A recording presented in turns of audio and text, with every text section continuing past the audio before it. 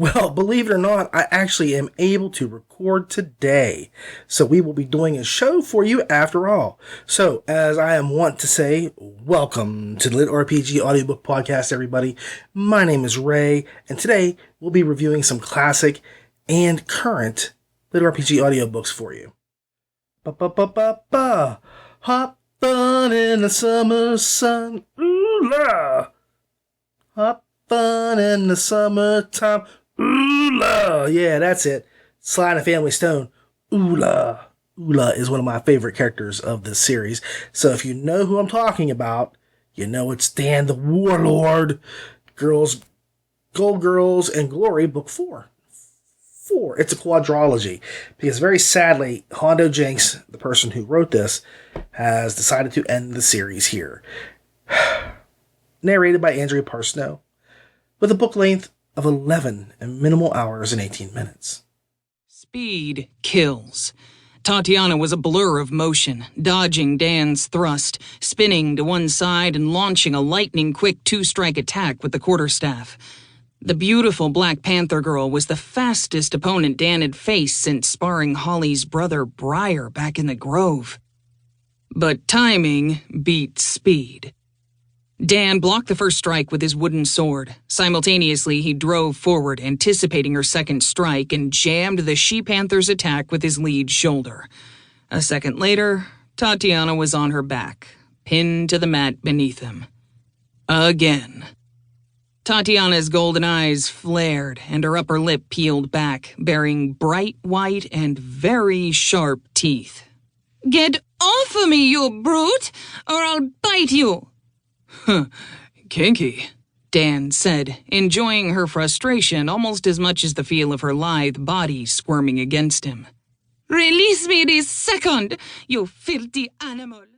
So, when I say Hondo Jinx closes this chapter on the series, I mean he closes the chapter. The series is done. You can't get much more done than this unless you overbake something. But he does it with style. As much as I hate to see the series end, I honestly think he did an amazing job on shutting the doors and turning out the lights. I seriously had a Sam Malone moment. You know, if you've ever watched Cheers, the moment Cheers ended, you could see that Sam was right where he was meant to be, and he loved his bar. That was his words. Damn, I love this bar. Dan is also happy to be exactly where he is, to be with the people he is with, and is satisfied that all is finally right in his world. Now, truly, I don't know how Jinx pulled this off, at least not in the 11 hours that he did it, because there were a lot of plot lines from previous stories that needed tied up, you know, with a bow. There needed to be characters to close out arcs and battles that needed to be fought before the end of the book, and yet he did it all quite deftly. And at no point did I wonder where he was headed or what was going on or why something was done. Now, that being said, I did have some issues. There was one spot that seemed too rushed or easily handled, and that was the ship battle with the one Duke. I don't want to go into too much. Who had just spent, the Duke had just spent this huge amount of time telling Dan how hardcore he was, and that he was super deadly, only for that whole meeting to kind of get overshadowed by the fight that followed later. To me, it was just a touch too easy and quick, and it was necessitated. There you go. My elocution teacher shall be proud. It was necessitated by Dan's needing to get back to his home because all the other battles were waiting back that way. Now, I would have liked to seen a bit more of a struggle. That's all I'm saying. And I think a little bit of the trip through the mountains gathering the barbarian horde was, I don't know, it wasn't what I was expecting. And by that, I'm not saying it was a bad bit, but like he get this power like to summon a horde, and I just assumed he would go outside and yell out the balcony there, "Hey, all you barbarians out there, I need your help. Come on in. We're going to do a little battle here. We're going to go out and kick some ass and take some names, and I'll give you some land, and you can have your fun and take your gold with you when you go." You know, that sort of thing. But that wasn't what happened. He literally had to go out and convince small groups to join him until it became a huge group. So it wasn't exactly the way I expected it to happen. And honestly, again, my perception was going to be that they were going to be the human barbarians, like Dan. And that was not the case. It was a mishmash and a hodgepodge of monsters and other googly witsits and stuff like that kind of decided to come along with him and help him do the fighting. Again, my expectations, and it wasn't bad or anything like that, but again, it just kind of just deviated from what I was expecting. So I can't fault the guy for that.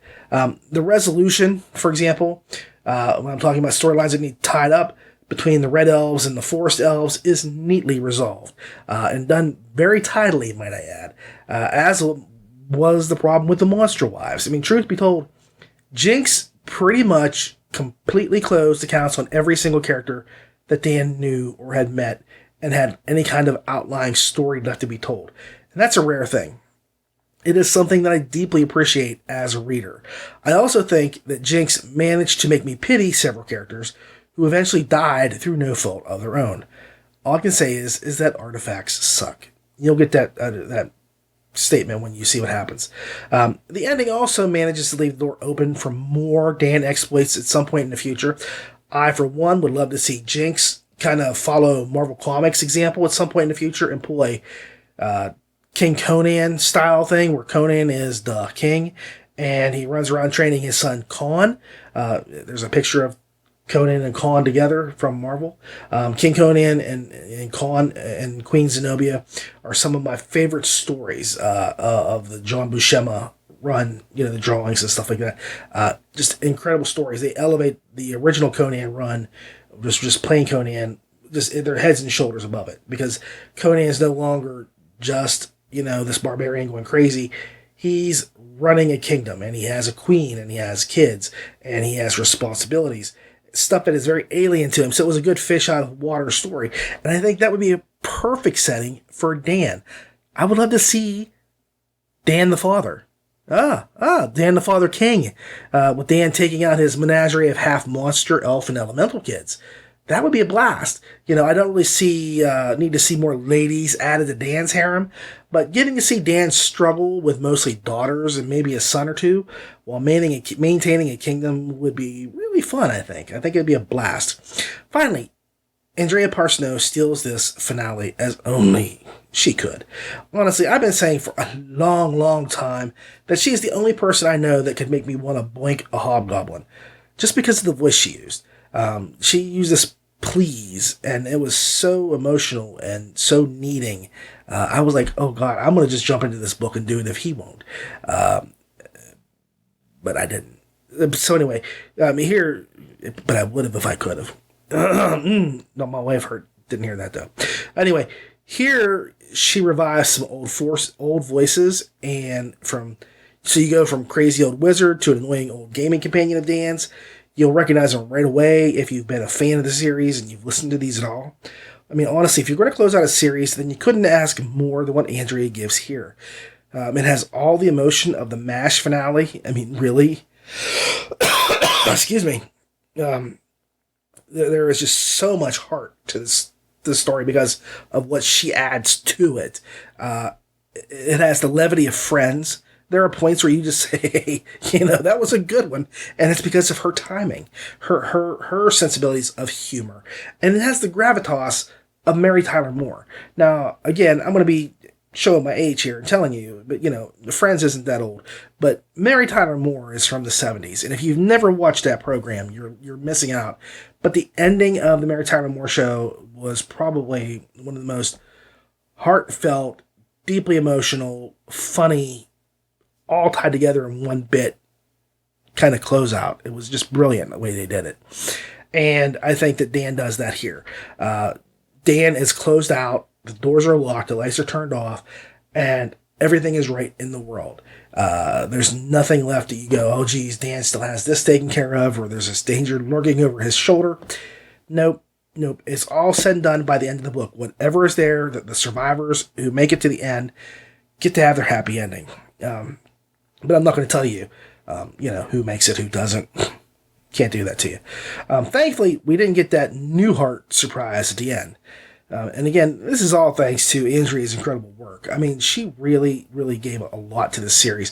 And I distinctly remember when Hondo Jinx first said he had written his first book and was going to submit it to Audible. And I had said to him on Facebook, I said, well, man, let me know if you need any suggestions or anything. I actually have a friend that's looking to, do a couple audiobooks. And he goes, nah, I'm cool. I have one person in mind.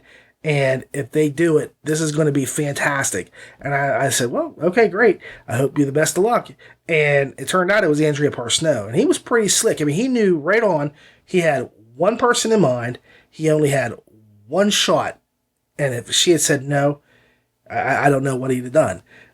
So I'm going back and just saying he knew from the very start that he started that book to the moment he finished it, and that it was going to Audible, that he wanted Andrea to do it. And he is a wise man, very wise.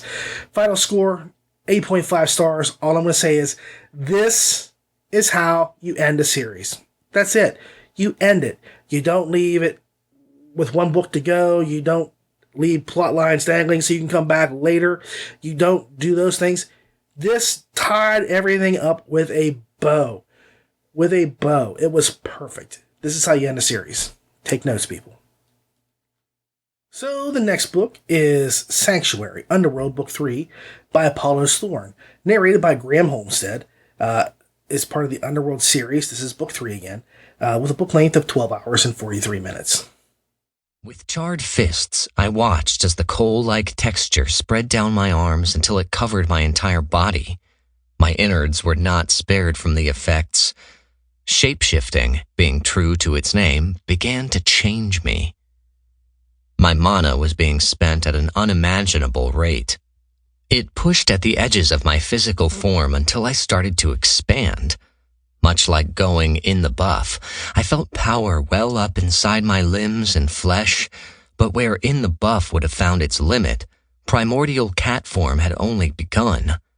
Scorching steam flexed inside me like honed muscle, and yet I was not burned. Steam was only the beginning. Soon the heat inside of me swelled into a raging furnace. It did not destroy me. We became one.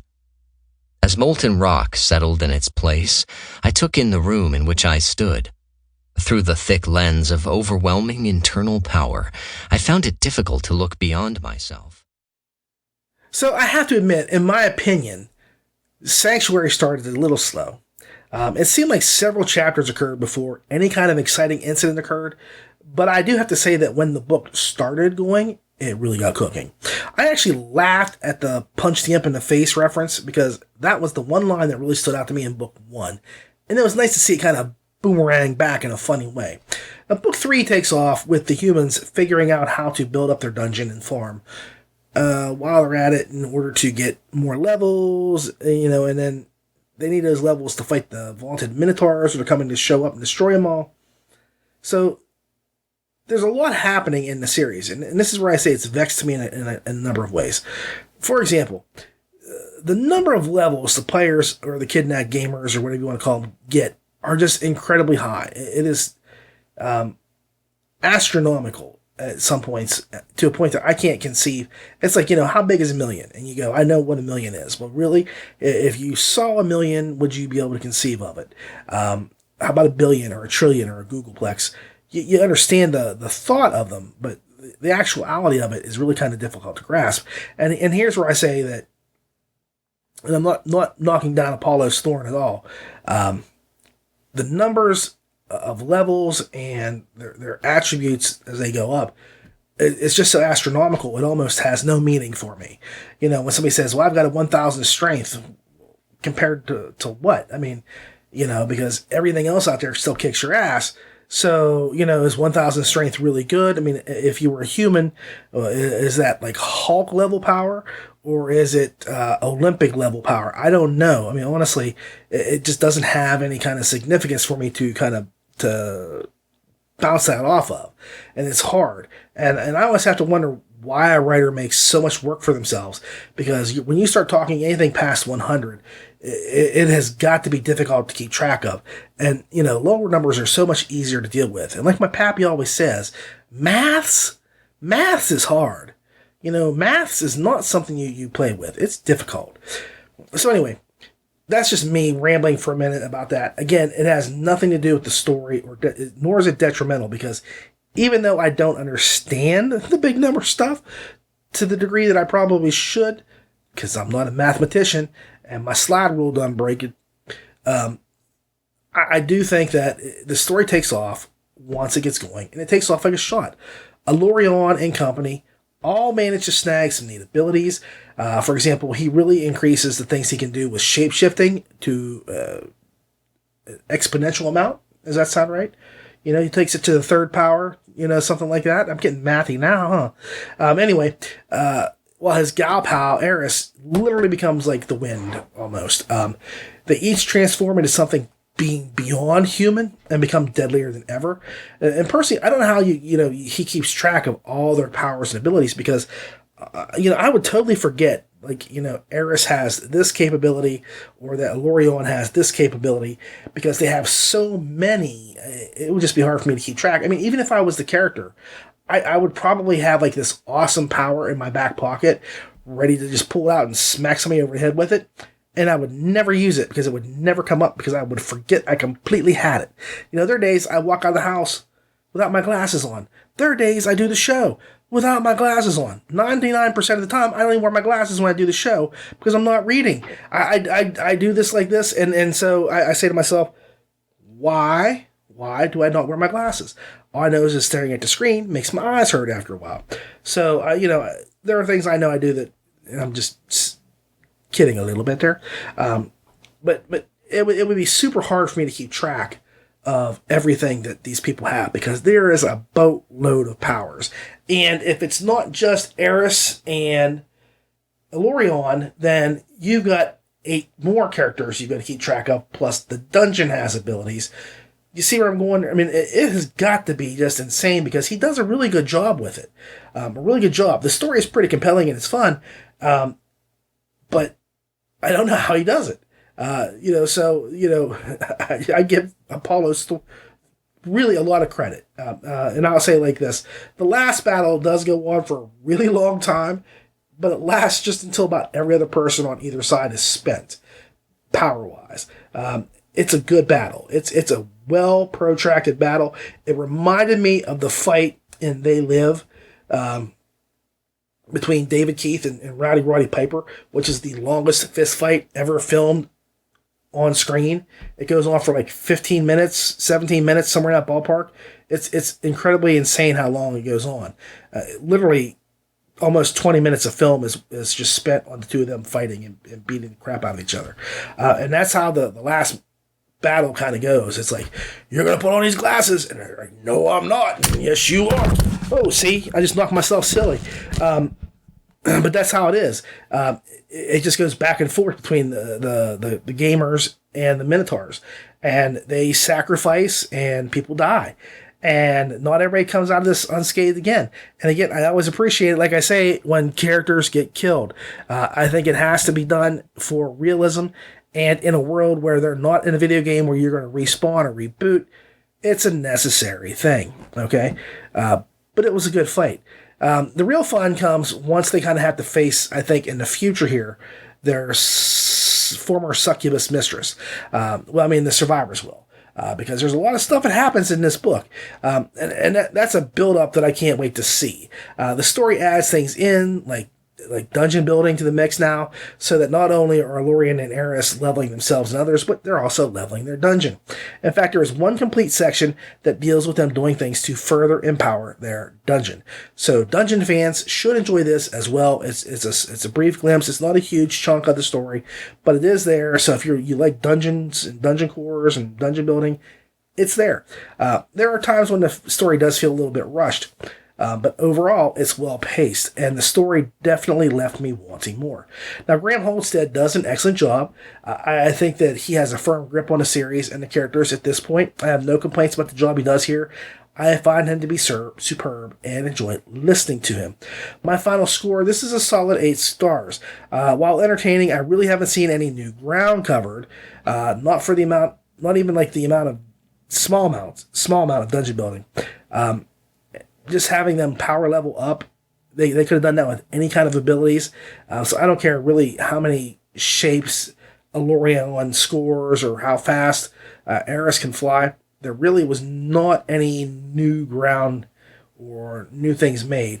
And I get it. It was because they were building up towards this big Minotaur fight. But I would have liked to have seen something else happen in the book to make it kind of stand out a little bit more. And like I say, it's a good book, and it's a solid 8 stars, very solid 8. It just didn't have something I think was missing a little bit that could have made it that much better. So add in some growth, and the score would be a lot higher. Still, solid 8 stars. Say 8! That's Brian Regan. Check it out. Next up is Oathbreaker, an epic fantasy lit RPG, which is Realm Online Book 1, by Stuart Thaumann, narrated by J. Scott Bennett. What's up, J. Scott? What? Yep, and it has a book length of 11 hours and 38 minutes. How many more pigs could you possibly need? Jareth exclaimed.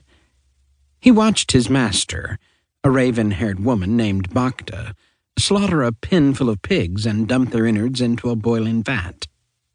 The woman wasn't preparing the pigs to be eaten, as evidenced by the hexagonal star drawn with salt on the ground beneath the pot. Bacta shot Jareth a crooked glance. Summoning requires great patience and great sacrifice, she told him, for what felt like the 100th time. Yes, but have you ever been successful? The insolent boy asked. He was only 15, and he had not yet learned his place. Bacta laughed, her youthful voice displaying all the arrogance her status as a blood witch afforded her. It will work, little one, she scolded. Sorry, I was thinking J. Scott was Justin Thomas James for a second there. But still, what's up, J. Scott? Yeah, Scott's an awesome narrator. I really like him a lot. Anyway, this is one of those books I've thought about for a little while. I've read this book a while ago, and I've debated back and forth on my thoughts with this book. What did I think about it? What did I like about it? What didn't I? There were some things I really liked, some things I didn't, and other things that didn't throw me one way or the other. But it was still one of those things that kind of delayed me coming up with a review, because I want to be really fair as I do these. So I'm just going to kind of go through this piece by piece and just knock it out of the way. The first thing I'm getting out of the way is that in spite of what you see on the cover, this is not a harem book. I just wanted to get that out there. I know it was kind of an issue. I didn't think it ever was, but I know people and how they are. You see 2 women and your mind automatically goes into harem mode. This is not remotely the case. So if you're wondering, now you know.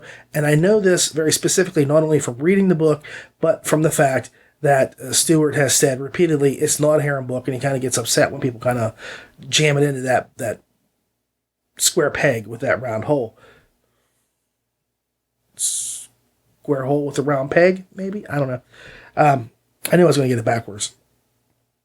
But there's nothing wrong with that. I just wanted to get that out of the way and say it.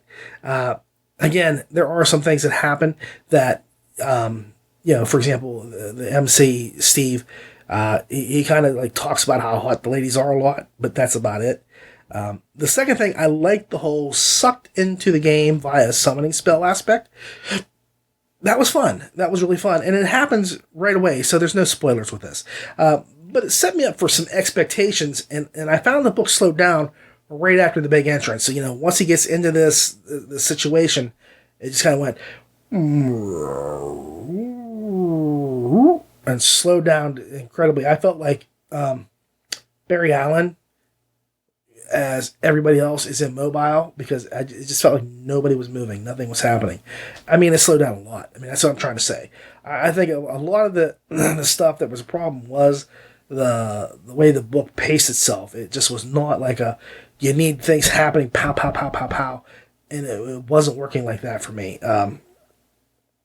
Again, the book isn't bad, but it was pretty slow for a while. And I think it was the whole no class, no lit RPG stuff for a long time. I mean, hell, just leveling takes like 2/3 of the book. I think anyway. It's a good ways in, like 2/3 or 3/4 before he levels up. And that said, I think there are reasons that necessitate the lack of lit elements for a little while, so it's a tough call. But again, if this is going to be a lit RPG book, you really want to have the lit stuff in the book at some point. And that's, if you know me, I'll say like, well, they went into the game after 3 chapters. My biggest pet peeve with LitRPG is get them into the lit stuff as soon as you can. Don't screw around. Don't take your time. The interesting thing about LitRPG is the LitRPG stuff. The game. get them into the game or the world where the magic happens or whatever it is, and get them in there quickly. Don't, make them not choose a class or a level up for huge spans of time, because it just doesn't work. That's I just don't understand that. So this is a tough call because I see why he did what he did. But again, it could have been moved up a little bit. It should have been moved up. Let me put it that way. Thirdly, I do like how the MC, Steve, isn't perfect morally or physically. I mean, he's not a gung-ho hero, nor is he built like Charles Atlas. He's more built like Charles Alas, like me. So Steve is not readily likable either, although I must say that my son found the cats funny. Okay, anyway, of course, he's just a few bad grades from my son. He's just a few bad grades from identifying as a cat lady. So, what does he know about funny? But yeah, like Steve is not like the coolest guy in the world, and he is not somebody that you would like hang out with or sit down to a bar and drink unless he was paying for it. And like I say, one thing I thought was funny was, even though it's not a harem, Steve spoke incessantly about how sweetly hot and sassy his ladies were, but there was no action. I think the biggest issues were that Steve was just a D-bag, and the lit elements didn't pop up until too late in the story. Now, I'm going to say J. Scott Bennett narrates, and I have said for the longest time that I think he is one of the bestest narrators out there. He is a fave of mine, and he can have real fun with the right story. He does his utmost to keep this tale going, but even he couldn't get it to pick up the pace to where it needed to be. The story just did not flow at the proper speed level. I mean, it just should have been cranked up a little bit. He does individualize each character, but again, he can't make you like a character if their actions put you off, such as in Steve. Bennett does a great job, and he doesn't let the story spiral like a lesser narrator would. My final score is 7 stars. Its pacing was too slow, and it lacked some of the much needed lit RPG aspects of the earlier in the story. I mean, there should have been more lit to it at the beginning. There's lit there, but it's not quite to the point that I think it should have been, especially with the leveling. There's just certain things that just need to be done. Again, you don't have to level every single book, but 3/4 of a book or whatever, there should be something more happening. Still, there is world building that does go on, and that will probably make the next book run a little smoother and have more options to do things swiftly. So if I'm complaining now it was a little slow, it might be because there was some setup and things were happening. So I'll look and wait and see what happens in the next book. But 7 stars. So I'm doing something a little bit weird today. I'm actually going to do a Soundbooth Spotlight without having a spotlight. This is just me talking about a great book. And I just wanted to bring this up right away. It is a Soundbooth book, but it's not my Soundbooth Spotlight. This is going to be Shadow Sun Survival. Man, try saying that really fast 3 times. Dave Wilmarth, you really do like to do tongue twisters. Okay. But anyway, Shadow Sun Survival by Dave Wilmarth, narrated by, a new guy, Will M. Watt, Jeff Hayes, Andrea Parsnow and SBT, what? And Annie Ellicott? I thought she was hanging out with Jeff Goldblum or something like that. This is part of the Shadow Sun series, and it has a book length of 15 hours and 47 minutes. Grab your rifle, he shouted as he jumped out, drawing his shotgun from his ring. Stay behind the truck and shoot it in the face. I'm going to distract it. He managed 1 shot before the stun wore off the ridiculously large baby Ophidian thing, and it thrashed in pain from the fire. The slug thumped into the belly of the snake just below its head, the thrashing causing him to miss. He quickly racked another round and fired, hitting the side of its head this time. He heard Helen's rifle fire, and blood spouted from the thing's snout. Infant Ophidian Queen. Level 12. Health 5,200 of 7,800. The massive snake reared up and up, its head raising more than 20 feet in the air. Then it lunged for him just as he was about to fire off another round. He pulled the trigger, not... Right, very clearly, somebody has to chain up Dave Wilmarth and just make him just write nothing but post-apocalyptic books all day long. Honestly, the impetus of making oodles of money clearly is not enough to spur him on, or we'd be in like Dark Elf 5 and Shadow Sun 7 by now. Man, Shadow Sun 7. Say that 5 times real fast. The point is, Shadow Sun was not what I was expecting at all. To be frank, just from the covers and a couple of the things that were talked about online, I thought that it was going to be a story about a boy and his bear wandering through some decimated landscape. Sort of like Grizzly Adams meets Slash Maraud. Now, if you don't know who Slash Maraud is, Slash Maraud, FYI, is a fantastic DC Comics miniseries. 6 issues about aliens who took over the Earth to slowly wipe out humanity as they converted Earth via terraforming into a world not unlike their own. It is a series that was not well loved when it came out, and for some bizarre reason, it did not ever transition over into what surely should be a cult classic that has been secretly beloved by many over these latest years. I loved it, however. I talk about it all the time to comic book fans, and every time I bring it up, the people that know it go, ooh. Slash Maraud is really a good book. It's well thought out, and it just has some mediocre art, but beyond that, I mean, it was a good story. And that's why I say, Grizzly Adams because of the bear. And there is Grizzly Adams references here. I catch it. I'm old enough to know what Dave was doing. So, no, what Master Wilmarth has done here is he's taken the concept of aliens taking over the Earth and putting a new slant on it, in which they literally take the Earth, okay? Earth is moved physically and given new ground rules for how life is to be. Now, the MC is a young fella, but he has a good head on his shoulders, and he does his best whenever he can. Then he finds himself in a bad situation. He's also very heroic. I mean, one of the first things that happens in the book is he sees a woman and her child in danger, and even though he's pretty certain they've been killed, he still goes to make sure, which is not something Mr. Ray would have done. First off, if a void terror comes stomping through the area and squishes people under their feet, you're not going to see me running away, because I don't run. I would have hidden somewhere really well and really smart so the big footprint wouldn't smash me into the ground. Then I would not go digging through the sewers in search of some lady and her child. I'm a nice guy, but I ain't stupid.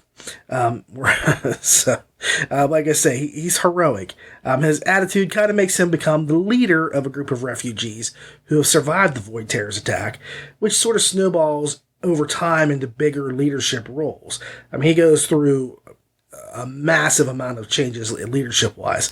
Now, one thing I'll say about Dave is that he isn't afraid to kill people off, and that's one of those things I really respect about him more than anything, which keeps you alert every time a crisis comes up.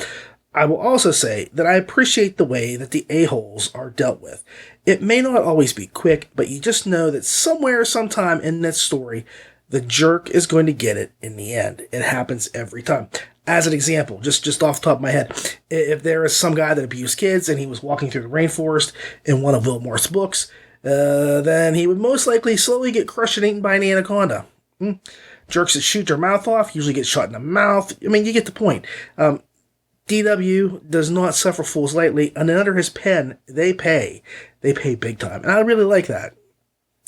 Too often, you get characters in books that are really jerks, and they're annoying as all hell, and then they continue to get to breathe.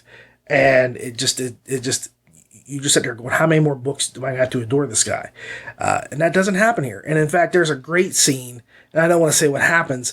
There's a standoff, and the way that the MC handles the standoff is exactly the way it should be handled. I say that all the time. If you've ever listened to anything I've ever talked about with Wilmarth, there is a no-nonsense, I'm not screwing around kind of gig happening. And Wilmarth absolutely does exactly what he should, character-wise. The story itself is utterly engrossing. I cannot believe how much I enjoyed it, and it sucked me in immediately. The leveling process, the process of converting currency into clacks, that's alien dough for you guys. It works well, and the gaining new abilities is pretty slick. I think that I only had one WTF moment, and it involved a certain train wreck, But hey, I mean, you got to have something to take down void terrors, and I suppose, the like. So honestly, I enjoy Wilmore's style and prose, and I think his overall characterizations are just on point. The characters always feel genuine and real, and you do feel bad for the people who are good people that die, because, like I say, Wilmore kills. The doctor lies, and Wilmore kills. So, you just kind of have to come into this expecting not everybody's going to make it out, no matter how skilled they are, how talented they are. Things are going to happen, but the MC does his best to handle the situations. And I think he handles things really smartly 99% of the time. I don't think I really have any issues with him at all, to be honest with you. Damn, I do have to say, though, Will Watt? Jeez, he does an amazing job on this book. I mean, yes, he is joined not only by Jeff Hayes and Annie Ellicott, but also Andrea Parsnow. Yeah, so I'm impressed. I'm almost impressed as I am that I feel bad. Because poor Will, I mean, they brought in all their big guns and added in like this ringer from next door to ensure the success of this book in Audible form. I mean, that's how it looks. I mean, like, okay, new guy, we're trusting you to handle this awesome new series. But I'm going to kind of come in and make sure you don't rock the boat, and so's Annie. And then, oh yeah, we're going to call in, an independent outsider because they're awesome, and make sure this book is really grand. That's how I would have taken it if it were me doing the vocalizations and stuff like that. I'd been like, damn, I get this awesome break. I'm going to do this amazing book, and then I have to, have my hand held. No. That's not even what happens here at all. Not even remotely. I mean, like, seriously, Will takes this book and just goes apeshit. Okay, he does an amazing job with it. Forgive me for swearing. I try to keep it down, but he handles this book like he wrote it. I mean, that's all I can say. I was incredibly impressed with his American accents, because I do believe he is British, or if I'm wrong, he's European. I don't want to take and assume anything, but he's definitely not of the USA origin wise. And I do believe that the computer helper voice is his own natural voice. Jeff, Annie, and Andrea really do have supporting roles. But they all go for the Oscars, too. I mean, Oscars or Grammys or whatever you would do for sound. I mean, I don't even know what the audio files get. Is it Audies? Either way, the sound, the vocal talent, and the effects were completely flawless. I absolutely applaud Will on his first outing and give kudos to the rest of the team for them keeping things so real and gritty, but also to Jeff Hayes for giving Will his, I won't say his head because that sounds bad, giving Will free reign to kind of handle things, because you can tell Will runs off with this. He just totally goes out and you live the experience through him. So I can't say anything else. Well, so, I could go into a whole lot more and talk about the aliens that are, based on Norse characters, and they've been to Earth before, and they know the people of Earth. And I could talk about Loki and Baldur and all that. And I could talk about a bunch of other stuff. But I'm trying to just condense these sprawling reviews down a little bit. So you're going to ask me, what's your final score? And I say, well, Dave actually did such a great job writing, he inspired me to go out and get a pet bear myself. There he is. I call him Cuddles, and he's a good bear. Yes, he is. He's a good bear. But anyway, back on track. The story was not what I was expecting, and I give props to Dave for emulating Grizzly Adams' rescue, because if you know the story of Grizzly Adams, he sees a little bear cub down on a ledge, and he goes down on the ledge, climbs down, Jerry rigs this thing for his back, and he carries the bear back up to the thing. Well, he kind of does that in this book. Not quite the same way, and things don't go exactly how you would expect, but that's Wilmore for you. I give him credit for giving a nod where it is deserved. The book is well-paced, filled with action, good characters, and some of the gods, like I say, from the past, who kind of fluctuate between honorable and then not so much. I don't believe there was a slow moment in the book. For me, this is at least 8.6 stars all the way, from writing to narration. It is impressive. I probably could go a lot higher, but this is the first book, and I don't want to have to say, well, the second book isn't as good if I go really high and so on and so forth. So I probably trimmed it back more than I should have. This is a really, really fantastic story. The series looks to be great. And again, going back with Dark Elf, Will Marth just has a really great grasp on what it would take to survive in the post-apocalyptic world. Did I say that? Post-apocalyptic world? Okay. No matter what it is, he's kind of got a feel for it, whether it's zombies or evil viruses or whatever it is, or just aliens stealing the whole planet. He has a plan for survival, and I think he would do great. So I'm going to go to Dave's house if things go pear-shaped really soon. All right, 8.6 stars. All right, so here is my Soundbooth Spotlight. And this is the World Tree Online, which is part of the World Tree Trilogy, Book 1, by E.A. Hooper, narrated by JTJ, Justin Thomas James, Jeff Hayes, and Lori Catherine Winkle. The series is the World Tree Trilogy, and the book length is 14 hours and 27 minutes. Year 15. Chapter 6. Player, Vincent. World, Terramore. Eastern Wilds region. Class, Ranger. Vitality level 32. Spirit level 38.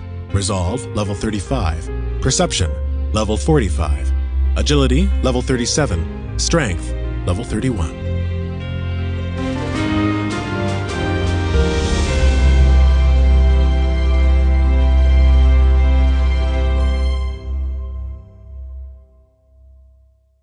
It still felt like Vincent had put on the headset only minutes ago. He could remember what he'd eaten for breakfast the morning he started playing the game. He could still visualize his wife's funeral in his mind like it had happened only 2 years ago. Although he didn't need to sleep in the game, he'd sometimes take a nap and dream about Monica. Her face stayed clear in his memory, even though 15 years had passed in game since he'd put on the headset. Okay, I'm probably going to commit some blasphemy here. And I think a lot of it comes from all the hype that hit the book before I'd gotten to give it a listen. It's kind of like how being told an amazing movie is by everyone, and then, when you finally get to go see it, it does just not meet your expectations. And I think that's kind of what happened here. I was told by numerous people how good the book is, and I'm not disputing it's not a good book.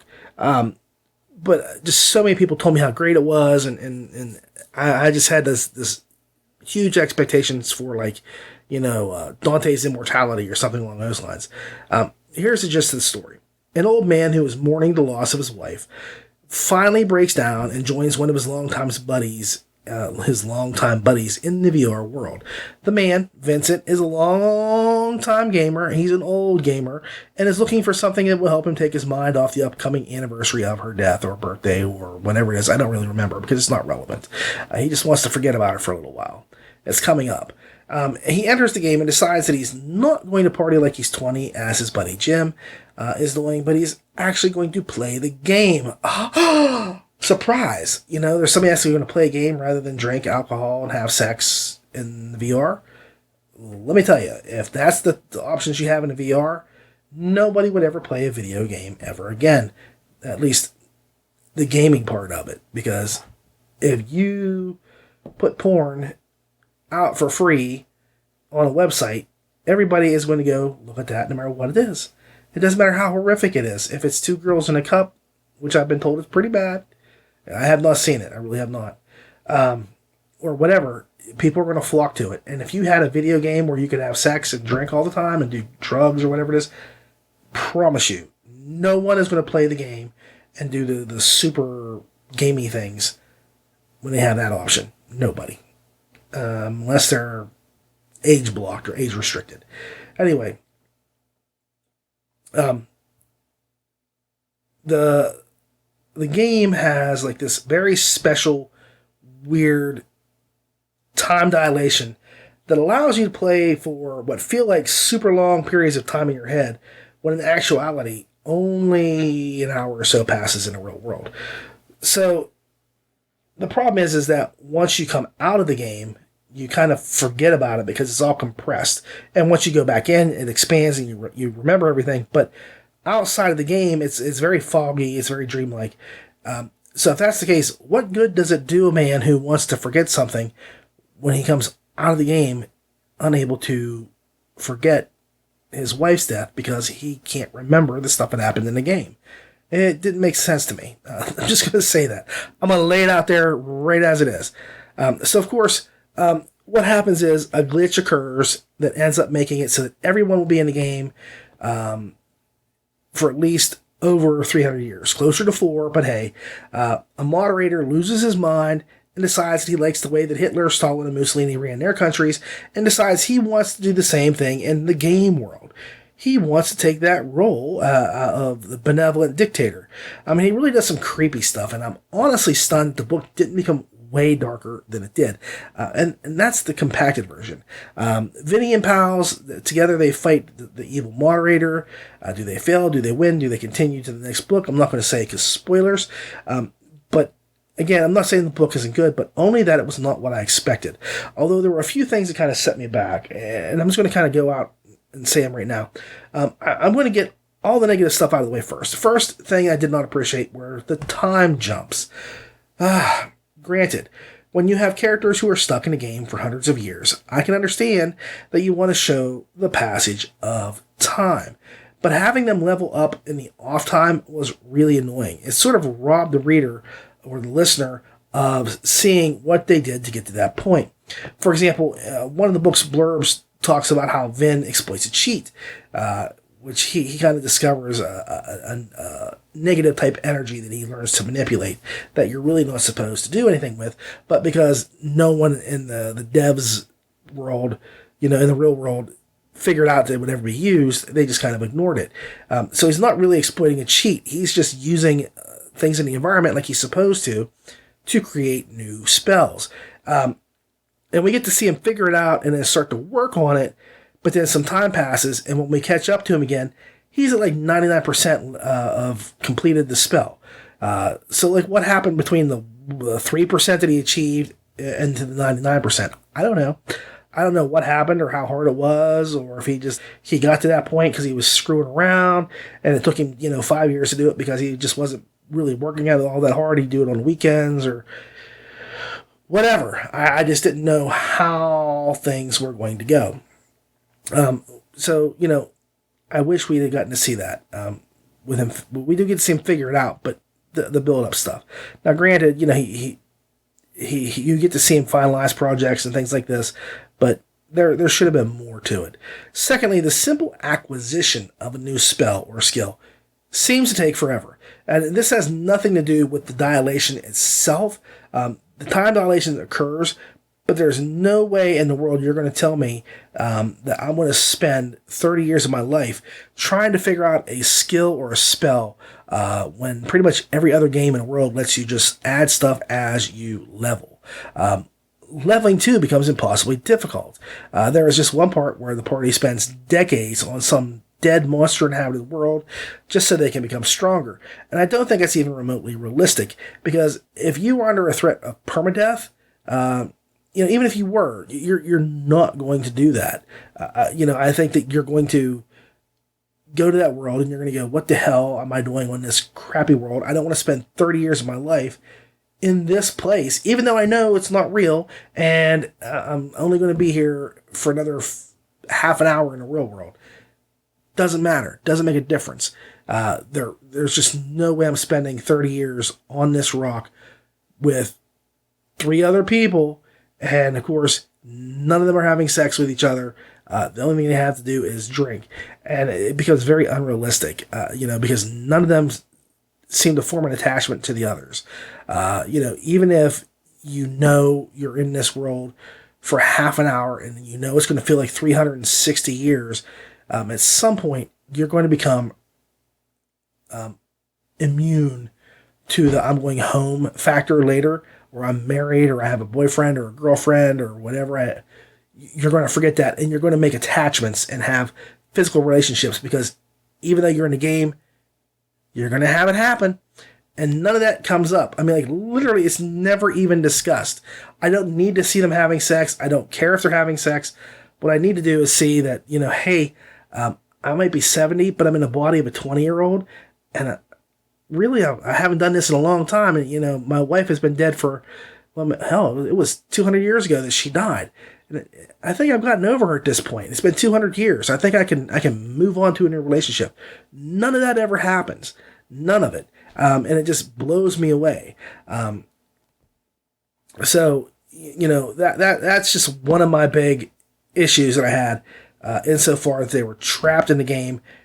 And really, it only has relevance in the first book because, there were things you could do. I'll go into it. But anyway, there's also the crazy mod who takes over so that no one escapes because there's this trapped in this game trope. The trapped in the game part is so long, and that's where I was going to get to. It is just so long that even if Hooper had just made it 100 years, it would have been much more palatable. It would still have been horrifying with some of the things that Lucas, the bad guy, does.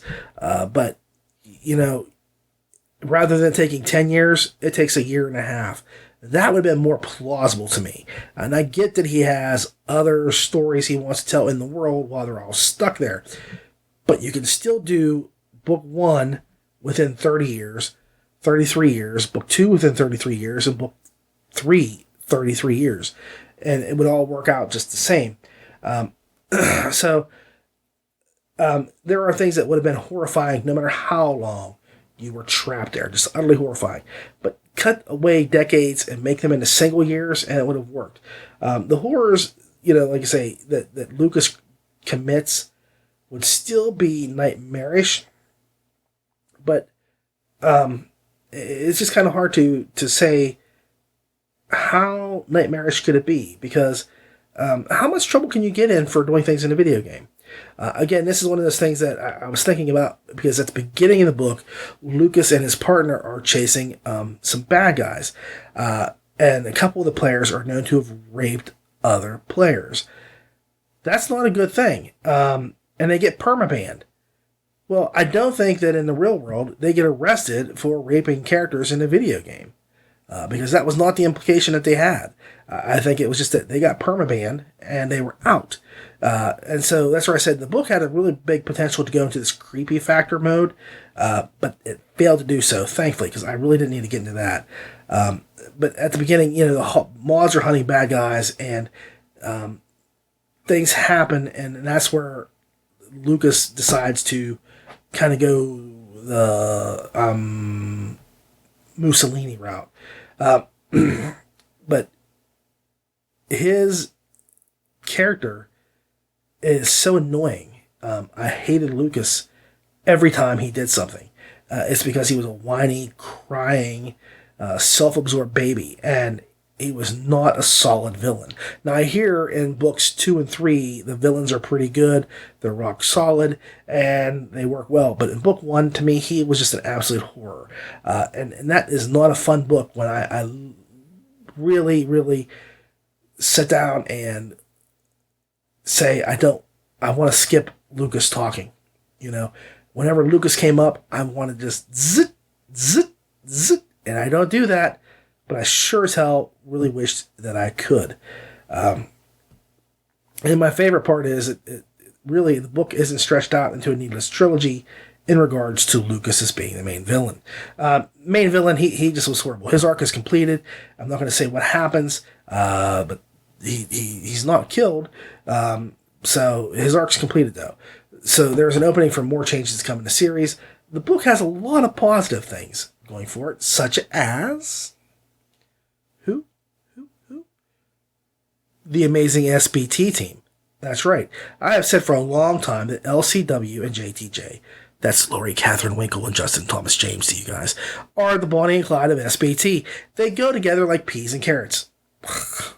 I hate peas and carrots, by the way. How about they go together like ice cream and sprinkles? That's much better. Justin and Lori carry this book and probably made it more than it would have been if I was just reading it. Jeff plays Vin's pal Jim, and he has a ball playing the role of the womanizing alcoholic. Probably more fun than he should have. As always, SBT provides a kick-ass quality to the story they tell. I enjoyed their bits a lot. And again, I'm not trying to take away from the story itself, but there were too many time jumps, too many times that I didn't get to see the leveling take place. I just was not happy with that at all. And the villain was just not to my taste. So for me, my final score is 7.4 stars. I had a lot of issues with the way the time dilation played out, the difficulty of creating spells, the levels, time between the time jumps. The fights were great and well written, but jumping over a lot of levels and learning made me feel like I lost something that should have been there. There really should have been more things there for me to enjoy. And I hate to say that about an SBT book, but I'm being totally honest, and I'm always going to give you my opinions. I just think it was a 7.4 stars book because it had issues. Now maybe book 2 and 3 will change that. I'm hoping to see it.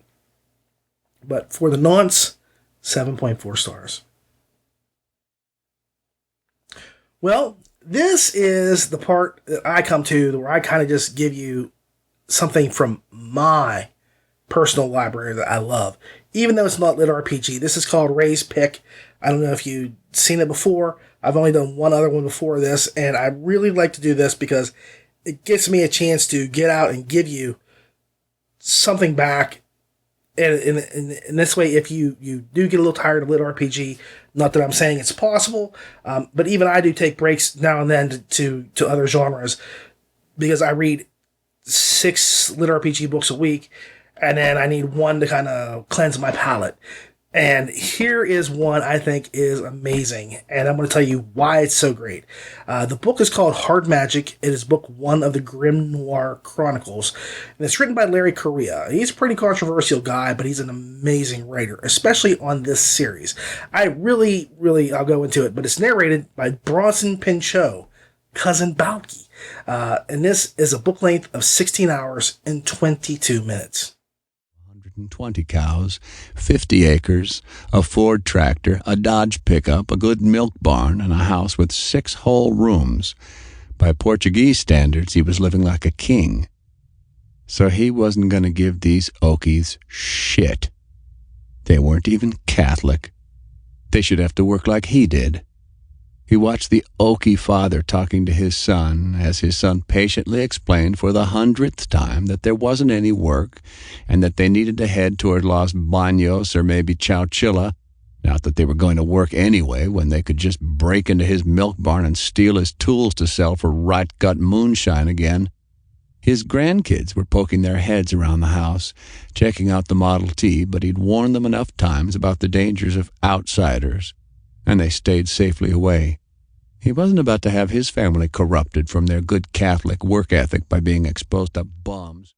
So I have long been a fan of Larry Correia. No lie. I mean, I think he put his first book out, and I didn't get it when it first came out because it was just a very limited run, and he was going like door to door basically selling books. He's like, buy my book.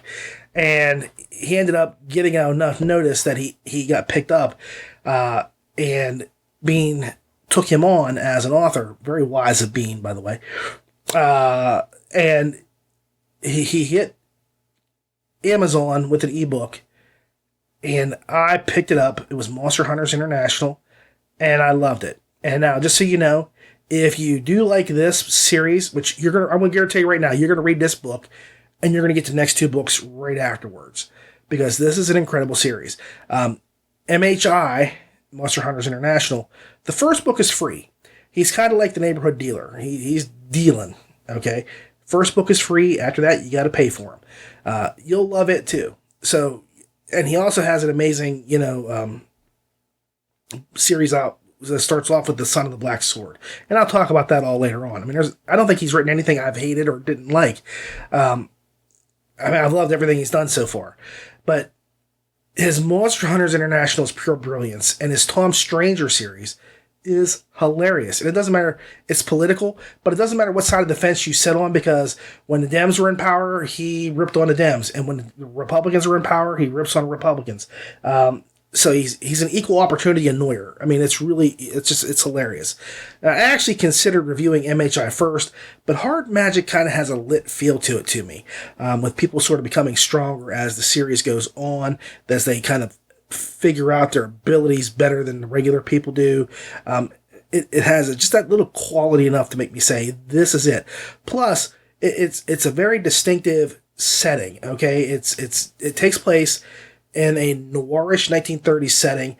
You can practically see everything in black and white when you read it, and I mean, this is meant to feel like one of those old Sam Spade flicks, like the Maltese Falcon or the Orson Welles movie, The Third Man. Only in this kind of version, Harry Lime from The Third Man, Orson Welles, he would have superpowers. The premise of the book is pretty straightforward. People start being born with superpowers, some to a greater degree, some to a lesser degree. It happened back in the 1800s. We're now in the 1930s. And the book is scattered full of actual historical people, as well as a cast of created for the screen type heroes.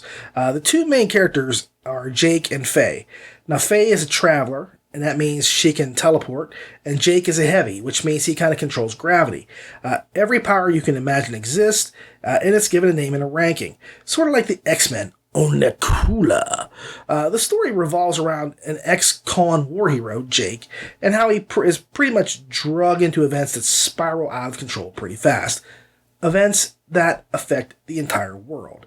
There are secret societies, government conspiracies, evil machinations from Japan, and numerous other things that somehow all tie together believably, believe it or not, in a brilliant mashup of pulpy goodness. Now, I'm a big pulp fan. That's me, noir and pulp. My gosh, my grandmother and I, we grew up watching Bogey and just all kinds of stuff. If it's black and white and there's a detective, man, I was on that like a fly when I was a kid. I love those old movies. And here, this really harkens back to that era. Now, I'm not saying that's all it is. It is not. There is so much more to these books. Faye, for example, vies with Heinrich as my favorite character in the series, even though Jake himself makes a good leading man. Faye, there is just something magical about Faye. Heinrich is a crazy German that I just love to pieces. And even though Jake is a good leading man, Heinrich or Faye kind of steal the show.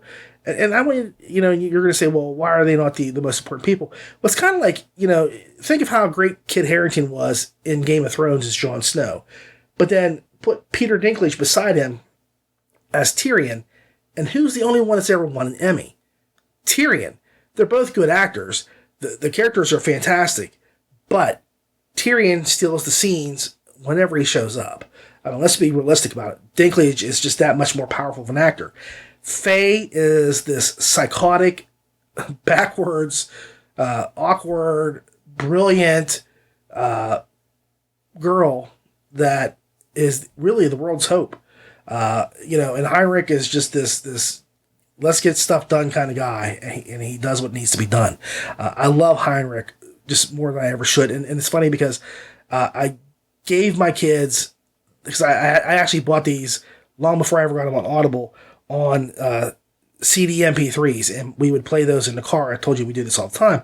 Well, my wife was driving back and forth many, many times, and she was listening to MHI, and then the Grimnoir, and then the Black Sword, and it was driving her crazy because she's like, I'm tired of hearing these stories about these people, and I'm like, you can't tell me you don't think these are great. She's like, well, I enjoy them, but I just want to get, she likes to have historical stuff, actual, George Washington went outside, and on the 15th day of April, he found a squirrel, and then, this sort of stuff. Just not anything for me or my kids. They like the stories, but it was just fantastic. The book itself is crammed full of action. When I say action, I'm talking like Wolverine versus the Hulk, both of whom have rabies, are on crank, and they both just found out their grandmothers have been evicted from their homes for not paying their back taxes. Yeah. In other words, it is full of sound and fury and signifying a whole lot of wreckage. The amazing thing is that even with all the chases, fights, deaths, and magic... Oh, I want to tell you why there's magic, by the way, but I don't want to spoil the fun. But there's a really very good reason there's magic that just suddenly shows up.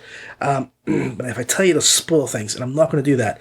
And the nice thing is, the characters all the characters undergo some sort of growth arc across the board from each book.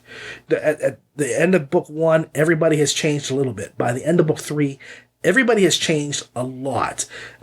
There's no one who is left standing that hasn't undergone serious changes in their life and the way they see things. And let me just tell you, like I said before, not everyone lives. And that's one of the other nice things about Larry Correia. Like I just said, about Dave Wilmarth, not everybody survives. Correia has no problem killing folks off. And you will regret it. Characters die, and it gets to you as if they're real. So, like I say, the writing's spectacular, and the series really stands out as a whole. But book 1 is where it all starts. Now, speaking of magic, I have to say, one of the brightest spots for me in this book is the narration done by Bronson Pinchot. I would never thought that Cousin Balky was so talented. Honestly, I thought he was just a goofball that just kind of was a flash in the pan. He had a series for a little while, did a couple stupid movies. I think the only thing I ever saw him in that he was even good was in Pulp Fiction as Elliot. And even then, he was an annoying guy. It wasn't like I said, man, he is a fantastic... I mean, I did think he was a great actor in that movie, but it wasn't that I liked him. He annoyed me to pieces, which shows you how good an actor he is. But he seriously reads these parts as if he was going for an Oscar or Grammy. I know I probably said that in another review recently, but I mean it. He really goes for it. He does male and female voices, inflects more emotion than Christian Bale when somebody interrupts his shot. He brings the Knights of the Grimnoir alive. He fills every action scene with pulse-pounding rhythm and makes you not only believe a man can fly, but they can teleport, walk through walls, shoot fire, and kill with a touch. He makes it all very believable, and that's the powerful part of this. He carries the story and presents it in a very level-headed, sensible way that makes you say, yep, all this is really happening. Hands down, for me, this is Correia's best series. Not that I don't love the other books. I love MHI and the incredible Forgotten Warrior saga, but Hard Magic just resonates with me. And my kids crack up every time we listen to Tom Stranger. But even that comedy, and I love to laugh, even that comedy just does not compare to Hard Magic. And the characters, the bad guys, get better from book to book. Book 2 has the most amazing villain of all time. I loved that villain. Book 1 has a good one, but book 2 is incredible. And you also, you have to understand, in book 1, you get characters that are Hannibal Lecter-like, and just the range of everybody in this book that works together is insane. People from all walks of life, all over the place, come together as Knights of the Grimnoir and do their best to protect the world from other people with evil machinations, particularly the Emperor of Japan. Okay? And I don't want to go too far into it. But, like I say, Hard Magic just resonates. I mean, it just resonates with intense action, incredible characters, as well as heroic moments and sacrifices that usually carry more depth and meaning than anything Tolstoy's written lately. Okay? So again, this is where I'm going to say no score. This is just my way of alerting you to an incredible series that is close to urban fiction, alt fantasy, but is so much more than that. It's not a superhero book, although it could have been, or it could be considered such. It's not a fantasy book, but it's urban fantasy, and it could even go into the fantasy books realms. There's just so many things. And the one thing I will give Correia credit for before I go, most authors, like Stephen King, okay, they take their worlds and they tie them all together in some way so that this happens in this book and it has a ripple effect somewhere over here in another book. It might be slight, it might not. William Moran, love his stuff, but all of his books are tied together, and there's a reason for that. There's a reason for every one of his books, every series he writes, to be tied together. Correia does not do that. I think the only thing it comes close to saying that it could do that would be his Tom Stranger series, and that's because it's an interdimensional, multi-parallel universe kind of guy. So he could go to any one of the worlds that we're talking about right now, but I don't think Larry would ever do that. I think that he keeps everything separate for a reason. Peas and carrots might go great together, but not on his plate. So I think it's a wise thing. He keeps everything separate. The combination of writing and narration is on par with any book I've ever read, regardless of who narrates it. I mean, Jeff Hayes is hardcore, but Pinchot lives this series. I will say that, I've said it before, there are people they are the characters, Pinchot is this series. There's no one else. If Larry Correia writes 6 more books in the Grimnoir series in the next 10 years, I don't want anybody but Pinchot to read the series. There's just no one else that can do it or deserves to, because it's just that he's just that good.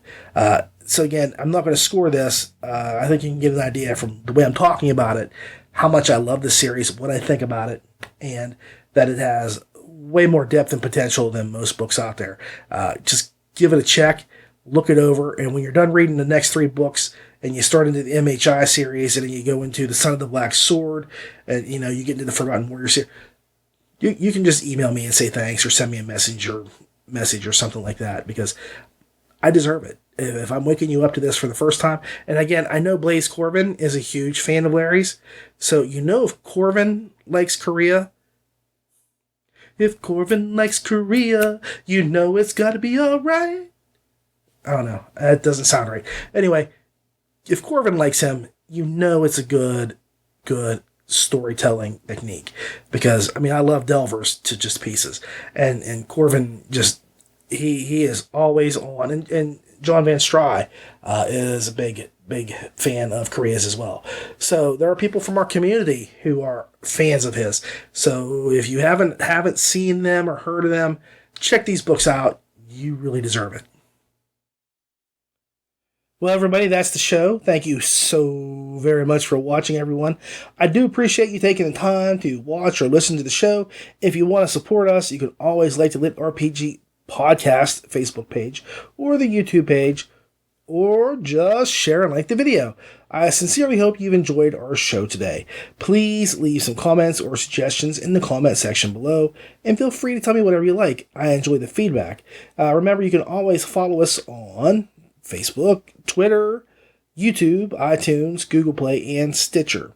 So remember, the best thing about listening is that you don't have to strain your eyes. So go out there, get an audiobook, and enjoy yourself. For the LitRPG Audiobook Podcast, I'm Ray. Keep listening.